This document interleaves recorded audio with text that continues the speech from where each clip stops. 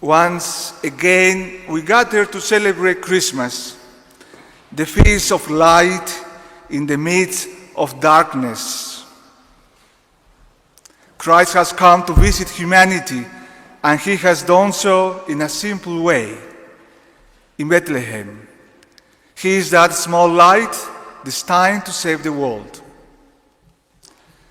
When we speak of light, we are aware that our history is surrounded by darkness, by suffering, wars, or injustices.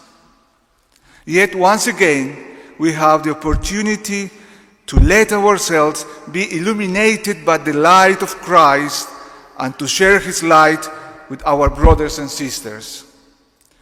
Surely, each of us, in our own way, remembers a Christmas that has left a mark on our lives and still echoes in our memories and hearts. As long as we hold on to those moments, we will have hope and the conviction that we deserve to be happy. Personally, I remember Christmas 2009 as one of the most special.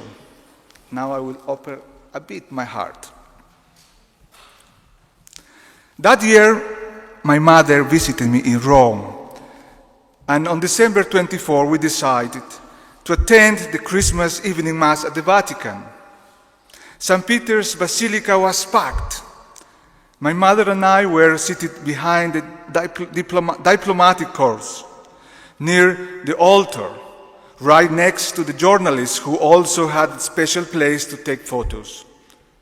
The Mass began with solemn music, and from the back of the basilica, dozens of cardinals and bishops proceeded down to the central aisle toward the main altar.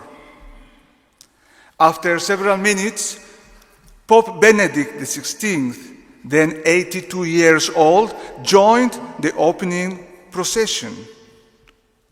But a young woman suddenly leaped over the barriers separating the congregation and full speed tried to embrace the Pope. The gendarmes and Swiss guards attempted to stop her, but she lunged at the Pope, who, wrapped in his liturgical vestments, fell to the ground along with the woman and a French cardinal. It was a moment of panic on the basilica, and those of us on the far end of the basilica had no idea what happened at the end. We could only hear shouts. The Pope's liturgical garments cushioned his fall, and he was unharmed. The woman was arrested, and it was later revealed that she had mental health issues. Unfortunately, the French cardinal, Echegaray was his name, aged 27, fractured his femur. Nevertheless, the Mass resumed shortly afterwards. Then, after Mass, as my mother and I drove home, we noticed a family walking along the road. A man carrying a mattress tied to a bicycle, and a woman following him, holding a child's hand.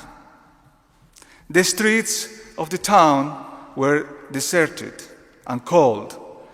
By the time we got home, it was past midnight.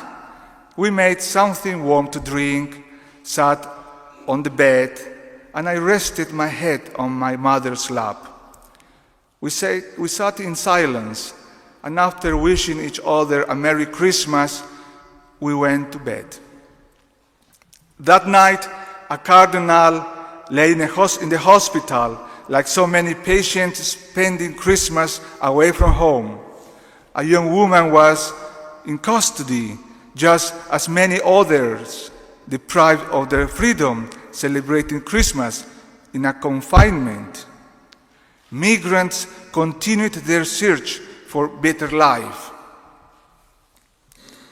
Yet, I felt like the happiest person in the world because after so many years, I was spending Christmas with my family, and at least my mother and I were under the same roof.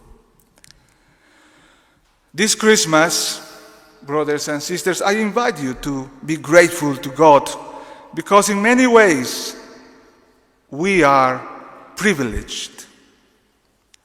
Let us remain open to hope despite the darkness. Today the church begins the Jubilee of Hope. Let us seize this opportunity in some way. This Christmas, if you haven't done so already, express your love to your loved ones. Make a phone call. Pay an important visit. Don't overthink it.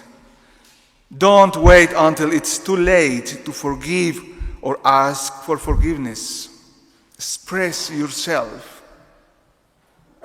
Let us remember that in our faith, the most important gifts this Christmas won't be under the tree, but in the people who love you and whom you love, because that is where Jesus is constantly born. May the light of Christ illuminate our paths and guide us towards a more just and fraternal world. Amen.